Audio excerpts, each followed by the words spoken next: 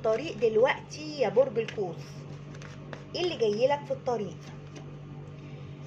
والله جايلك اتحاد، ممكن تكون ليك توأم شعلة يا برج القوس، وهتتحد معاه، هيرجع لك في عودة وفي وئام وسلام. ممكن تكونوا حتى كمان انت متزوج وحطيت زوج منفصل عنه.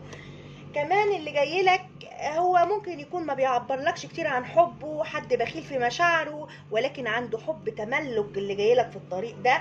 وممكن تكون انت بتمر بأزمة مادية يا برج القوس ومستني حاجة مادية، ولكن عايزه اقول لك في دعم الهي يا برج القوس، وفي ماديات جايالك كمان. والشخص كمان اللي لو انت حاطه حد عاطفي، الحد ده جايلك بس جايلك ببطء شويه، يعني جايلك بطيء لانه بيحاسب نفسه على افعاله ليك.